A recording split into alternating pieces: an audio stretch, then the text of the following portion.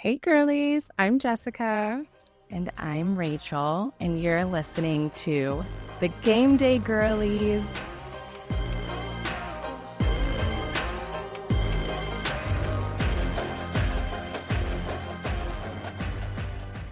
Hello, Game Day Girlies. Welcome back to another week of us talking about football because there's a lot of football to talk about. Yeah. Week 3 was something. I mean, we'll talk about records at the end. I will say Rachel, lost. I lost a lot. But for the sport of college football, it was a win. It was a win. But you know what? At least your team won. You know what I'm saying? Yeah, the only pick that I that I picked correctly was Alabama.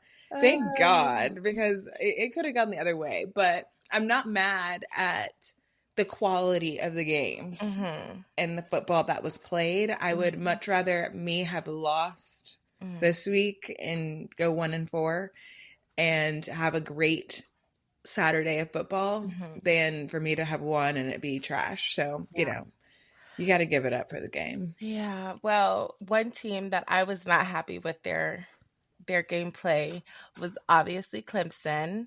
But you know what? I'm going to pick out the one highlight that this game had, and I think like it really trumped everything for me, was that they had the purple uniforms. So I can sit in this season and know that I'll see the purple uniforms twice this season, and I just that is something that I can walk away from and be happy about because I'm glad that you can, because if this were Alabama, I'd be like, forget, you're never wearing purple again. This is a curse.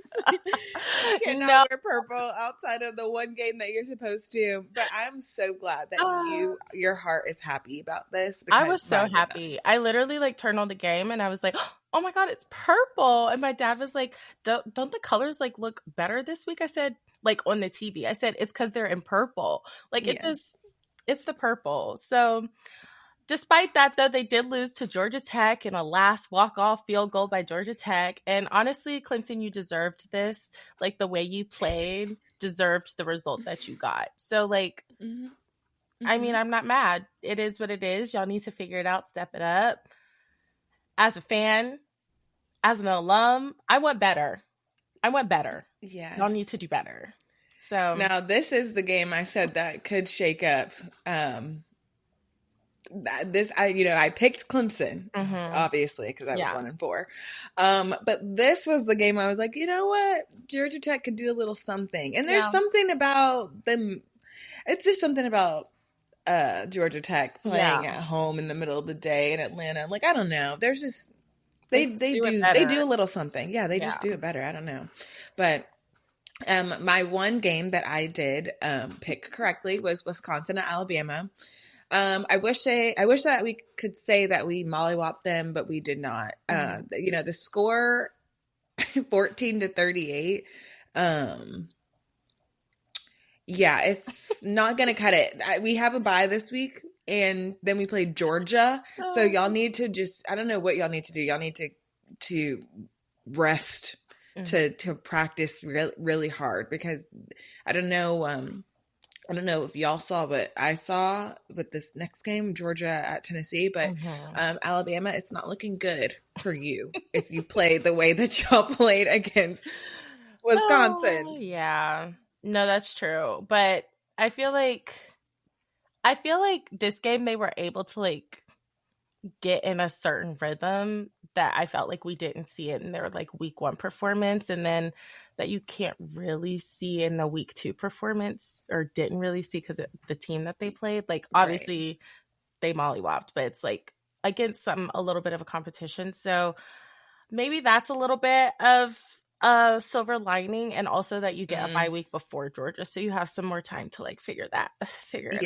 It felt like Ryan Williams was back this week, and so obviously like he had electric plays, which carries the momentum of the game, and had 2 touchdowns. Like we just can't rely on a 19-year-old. Yeah. I'm sorry. It just can't happen. Yeah, everybody else needs to step up. Ty Simpson, he had a better game, but the starters were out there all the way through the third quarter. Yeah. So I don't know. I don't know. So, but yeah, we something needs to happen this week in practice. Yeah. And next week in practice. I don't know. Do they still do suicides? I feel like that is what is lacking in game. Syracuse really set something up in me. Like when I saw that, like, yeah, y'all won, but y'all look like garbage. Run. Run on the field. Your fans are gonna see you run. Yeah. I don't know what Syracuse got going on up there, but they doing something right. They doing a little something. They doing a little something. We gonna see. Yes.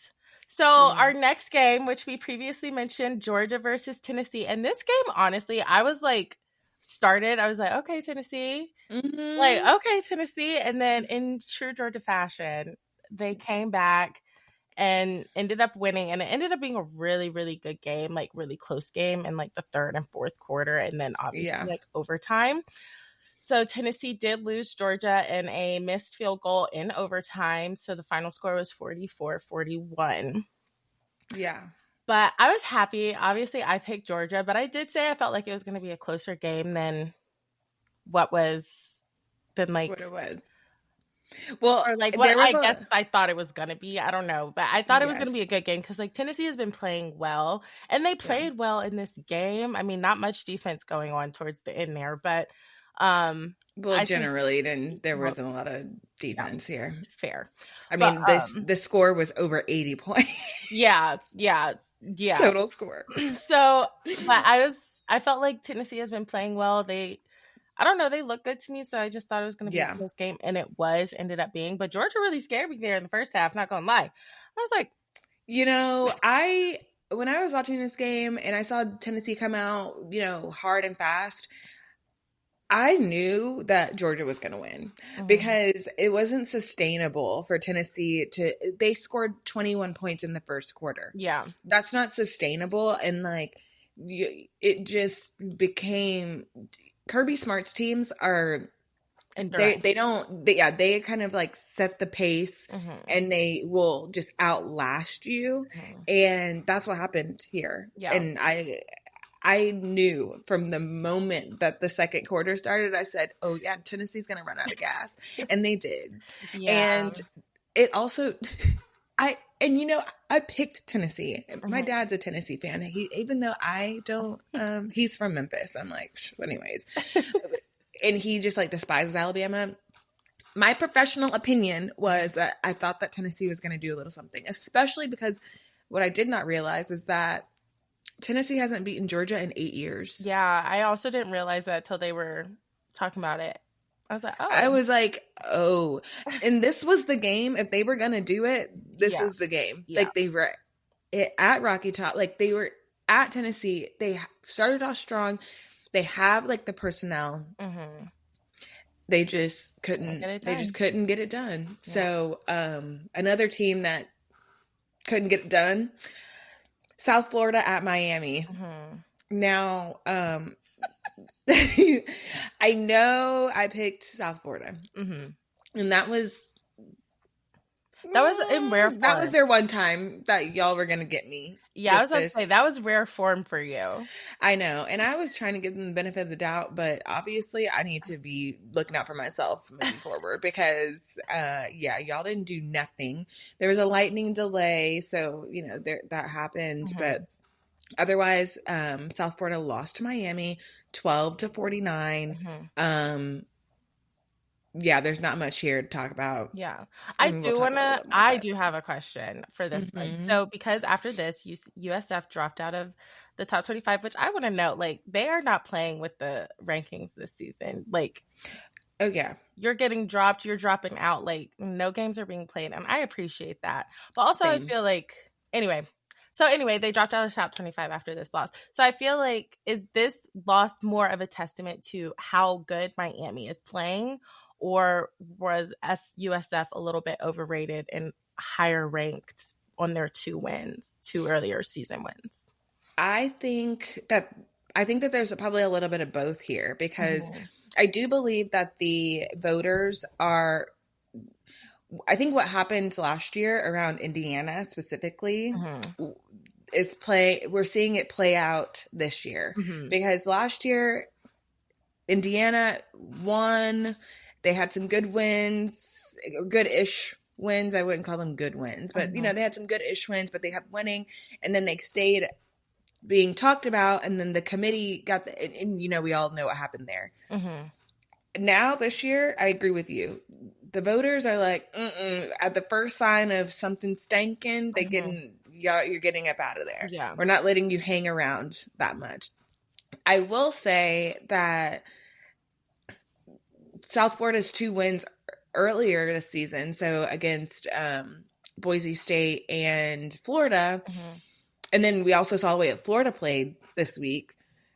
Maybe they're weighing all of those things into comparison, because, like I said, Florida didn't play well. Yeah.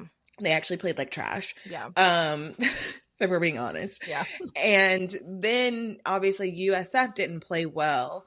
So I think that they are diminishing probably the Florida win a little bit, for sure.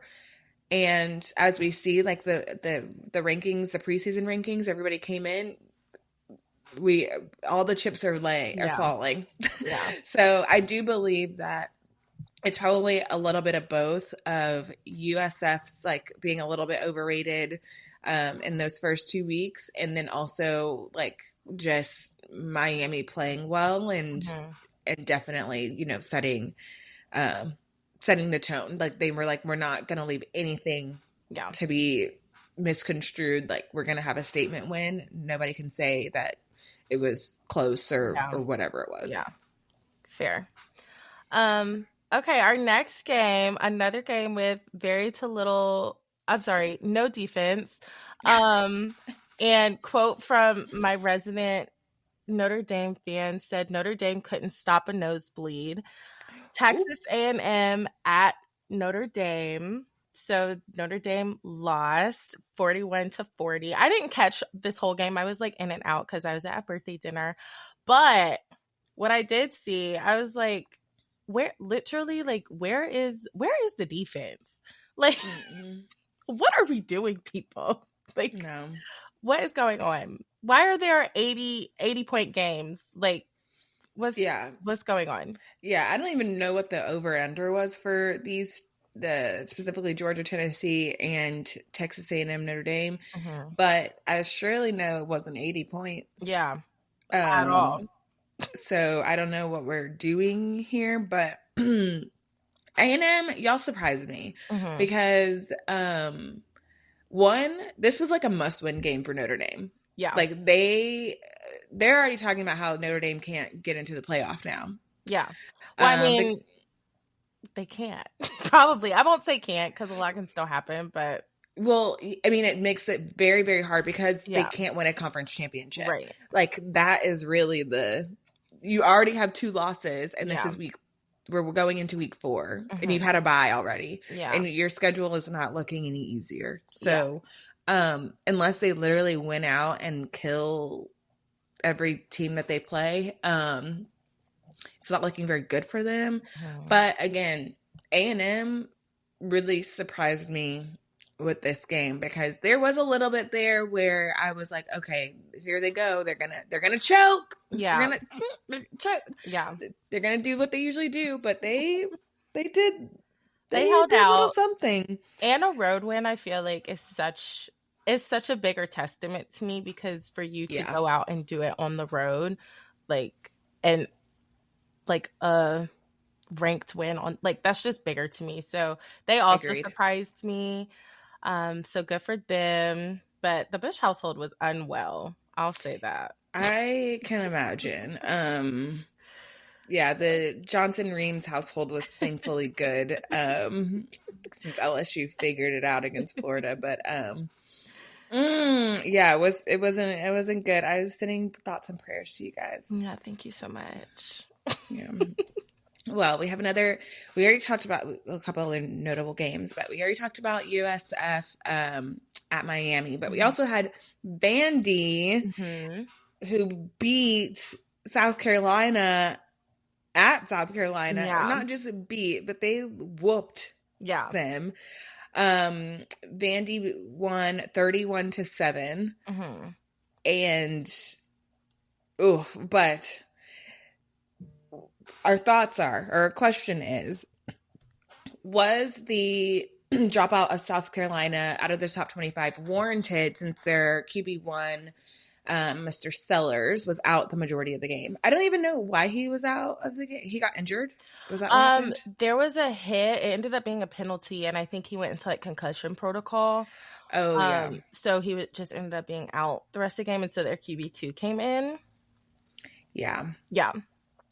So as a Clemson fan, obviously I am always rooting for the downfall of South Carolina. So I was happy for this. And apparently I didn't see like the pregame stuff, but apparently I heard that Shane Beamer was like talking junk about Vandy and like saying, oh, it's like Vandy. First of all, we have got to stop talking junk about these teams, you know? They can truly come out and like surprise us every single time. And as a coach, like that just like as a fan, I'm a talk junk all day. But if I'm a coach or like a player of the game and I'm about to play you, like why would I go on media and say that? Like that's just gonna add fuel to the fire. So it did. So it's just like I don't know. But to the point of like, should they have been dropped out? I don't know about that because they're 2-1. This is their first loss, and they didn't have their QB1 pretty much the whole time. I mean, overall, though, like that was still like a mollywop, but maybe they could have been like 25 or something, where it's like, I don't know.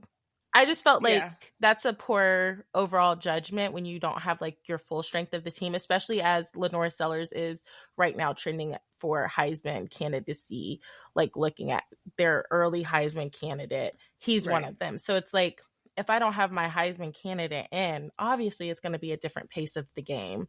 Right. So I felt like that was a little harsh, but it is tough. I mean, this is a conference game, right? Like, so maybe we're seeing, you know, the voters really take these conference games super seriously, even earlier, you know, in the season. But the beauty of it is that there's always next week. Yeah. And they can, I don't know who they play next week, but they can do a little something and kind of prove their worth. But I agree with you. Like, these voters are not messing around. Yeah. They are dropping people left and right. That the first sign of a little stank, you are up out of there. So, you know.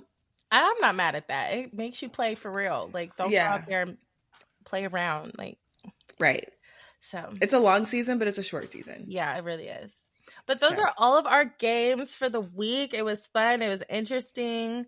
I was sad. I'm so happy Rachel was not. But, you know, we live and we learn and we keep going.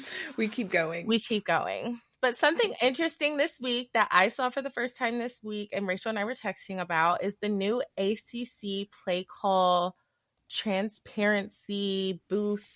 Yes. Whatever they call it, the ACC game day operations. Yes. Looking, basically. Yeah. So how does this work if you weren't tuned into an ACC game this week? Is if a flag is thrown and it then is reviewed, like a reviewable play, the referee typically goes to this little screen, and in that little screen, they're talking to the ACC Control Center, which is located in Charlotte for the ACC. But we as fans now, we hear that conversation happening. They put it on TV. They show all of the different angles that they're looking at. They talk through the play, why they're making the call, whether of it being upheld or reversed. So we get that transparency that where before as fans, we were like, that was a bad call. They shouldn't have overturned it. Da, da, da, da, da. And for me as a girly who is still like learning the game fully, like that is super helpful to kind of like analyze and break down the play, why it was upheld, why it was overturned. And I just thought it was interesting to see. I loved it. Yeah. I loved it. It was like being able to understand like what the refs are looking at, but also at the control, like the operations center or whatever, like what they're looking at. And then for them to have a dialogue about what the call was on the field, why they called that on the field, and then what they're showing, and everybody going back and forth. There's like, 3 or 4 different voices that were happening or that you could hear. And it was like, okay, take it to that angle, take it to this angle. Do you see that? What do you see? And so it's like, okay, they're not just in there meddling around, talking about, I think that this, no, like it is truly like transparent around, okay, this is exactly what's happening and these are how these decisions are being made. And I love it because there was a lot of, discussion happening, and it seems like it happened so fast, but it's obvious that it takes a whole team in order to kind of come to that, those conclusions. So do we think that this will, because right now it's only in the ACC, do we think that this will start to be adopted amongst the other conferences, become like an NCAA over? I hope so. I mean, I feel like this is such a, with all of the like social media talk and scrutiny that referees get, especially whenever they're making like big calls or game changing calls. Exactly. Whenever these calls are being made, it just gives like everybody a peace of mind, in my opinion, around like, okay, this is what's happening and everybody knows, and there's no room for anyone to be scrutinized, because let's just be honest, like it's 2025. There's nothing like sacred anymore. Yeah. Like in the world of NIL, like I might be getting on a tangent, but like, for example, the secret sauce around recruiting used to be very secretive. And there's a reason why, the older coaches like Nick Saban got out of the sport, because this is a different game. We're in a new era, right? Yeah. And so you have to have, like, we have the technology now, obviously, and we have the abilities now in order to give the fans that transparency and like that look into what happens. So I think that it's almost going to become like non-negotiable, because otherwise it's like, if the ACC's doing it, like, okay, SEC, what do y'all have to hide? Big Ten, what do you have to hide? So I think that is truly what it's going to become, because otherwise, and this game was on ESPN. It's not like it was on, if ESPN can do it, Fox can do it, CW can do it, ABC, whatever, all ABC, y'all can do it. All y'all can do it. Yeah. So, I believe that this is the first of many. Like, everybody needs to start doing this. Yeah. I wonder if there's like as fans in the stadium, if they're like, if they have that view too, like I doubt it. Jumbo screen, that would be messy. It would be so messy. I think, and they wouldn't even be able to really hear. Yeah, I feel like the whole game day experience is like, while the stoppage of play happens, a band is playing, and everything's happening. Whereas like on the screen, it's like, okay, whenever we're at home, it's like, okay, let me get a snack. Yeah, go to bathroom. Right, exactly. Get a bio break. Yeah.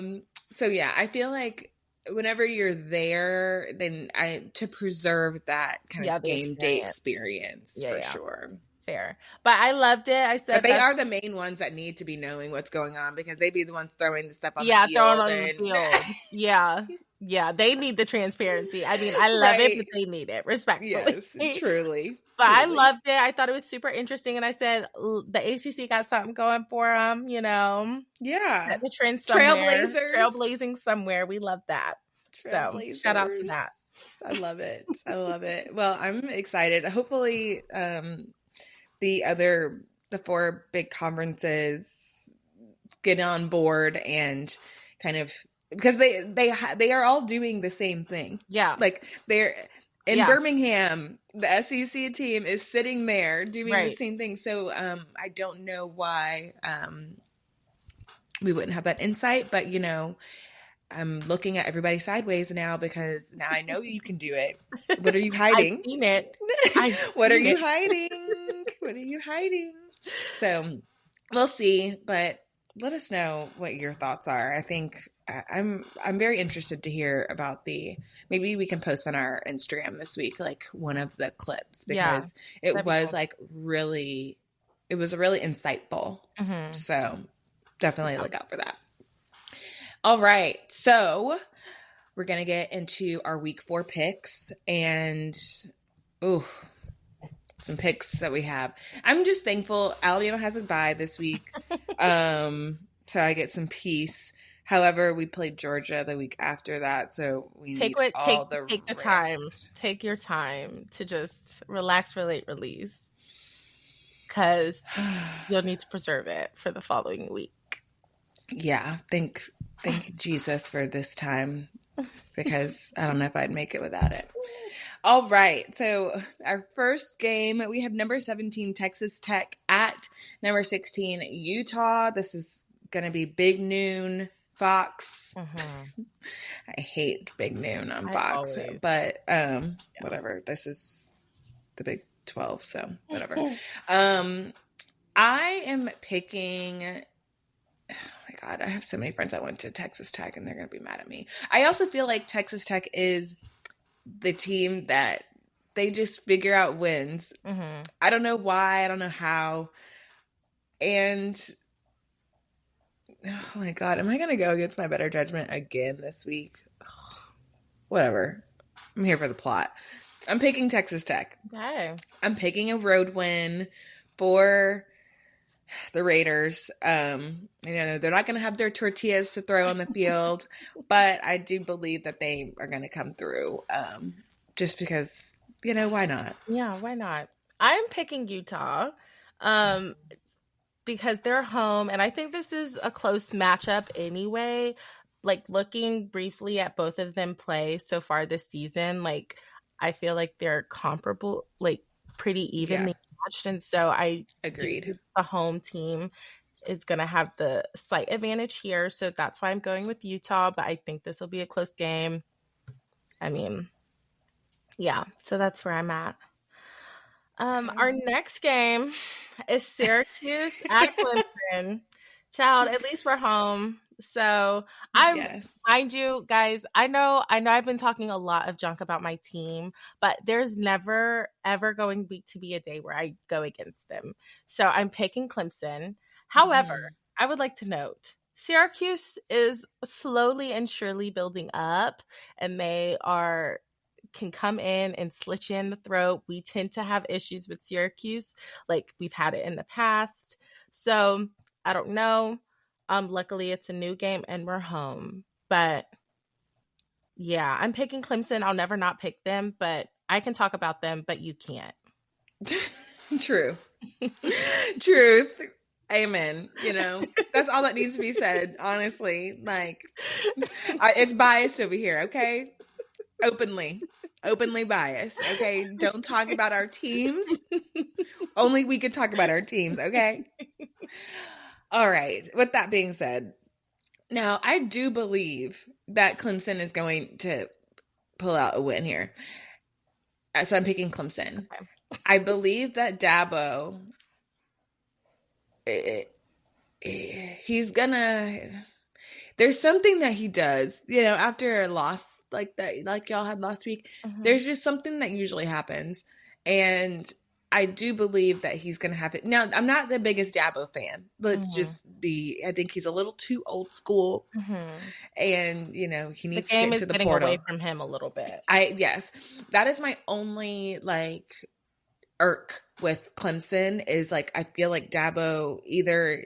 You can't be a Nick Saban. You either need to exit or you need to get with the times because he's not doing either of those. So that's my only thought. But I do believe in his method of getting the boys ready, especially after when there's a little fire lit under him. So I'm picking Clemson. Mm-hmm. Okay. Period. Dot. Our next game. We have number 22 Auburn at 11 Oklahoma.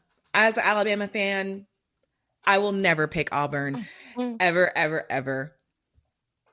Oklahoma wins. Mollywopped. They're going to mollywop Auburn at home. I'm picking it now. I foresee it. Okay. Oklahoma has done, a little something. Mm-hmm. So I feel confident in my pick. Okay. I said last week that the way that Clemson is trending, I need to now pick another team that I can cheer for on the days that Clemson wants to act like they don't have sense. So the team that I picked is Oklahoma because we love Brent Venables. We do. So I'm picking Oklahoma. They look really good this year so far, and I just think that they're going to win at home against Auburn. So we love Brent, and I'm picking Oklahoma. We love Brent. I love it. Our next game is a must-win situation for Florida. I mean, I feel like they already had one, but this is like really, they really got to do it, or they can just count their days in this season numbered. Is Florida at number 4 Miami. This is the ESPN Game Day game, and it will be at Hard Rock Stadium. So I'm picking Miami. They just look really good, and I have not seen anything out of Florida yet that tells me that they can beat this Miami team, or really the next like 3-4 teams on their schedule. So yeah, no, Florida, not happening. Miami is definitely winning this game. DJ Lagway is, he's just not it. I'm not going to speak poorly about that young man, but he just, I don't have any faith in you, sir. That's all I'm going to say. Now, if my fiance was here, he would say that man is trash, but I didn't say it though. I'm just channeling what Jordan would say. Your inner Jordan. Yes. So I did not say that, guys, just so that you know. I did not talk poorly about that man, but my man did, and it's okay. So yes, I think that, and Carson Beck, I wasn't always his biggest fan when he was at Georgia. Mm-hmm. But, there's just something about having a change of scenery. And maybe he just needed a change of scenery. You know what, though? I think he's a little motivated. One, because this is my theory. I don't know. Please take none of this as fact, right? So he transferred to Miami to be with his girlfriend. And now that him and his girlfriend have broken up, like, he has a little fire under his belt to be like, this is what you're missing. And he's in Miami. He is Miami. Like, this is Miami. Yeah. So go for you, Carson. I'm not mad at it. Go Carson. You. Go Carson. Yeah. Yeah. I'm here for Mr. Beck. Do your thing, sir. Yeah. And then we have our final game. We have number 9 Illinois at number 19 Indiana. I hate this game. Yeah, me too. I'm not gonna lie. I hate this game so much. I'm like, oh, I just don't know what to say about it, but other than I am not really excited at all. But I do want Illinois to win because I don't think that Indiana deserves anything, especially after last year. I'm sorry. I'm still feeling a certain type of way about it. No, I think they need to go ahead and get a loss in early. Yeah. Get a loss in early. Yeah. So, those are my 2 cents. That's my pick. Yeah. I'm also picking Illinois. I think this will be a good road win for them. I'm just not a big fan of Indiana in general.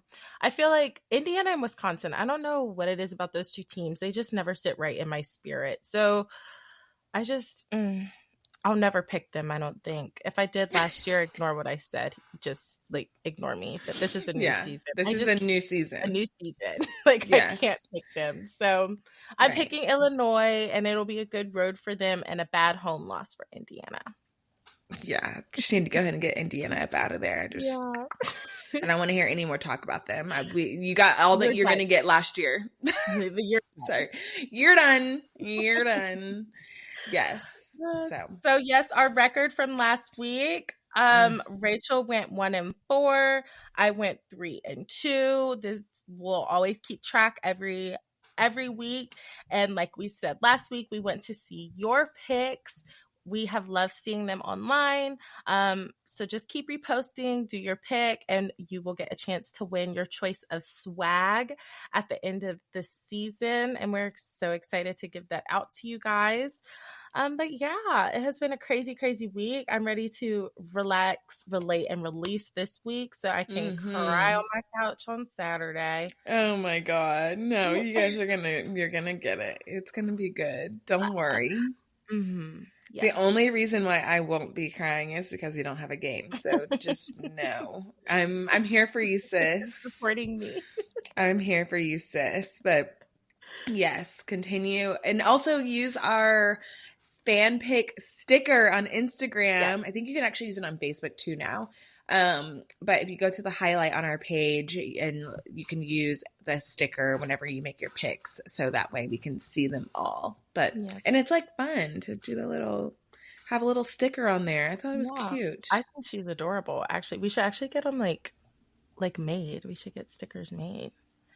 Something like that. Okay. Period. We can make a little something shake. We can make a little something shake.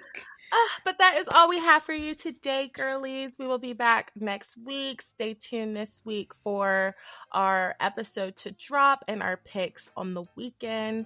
And we can't wait to talk back with you again. And until next time, bye, Game Day Girlies.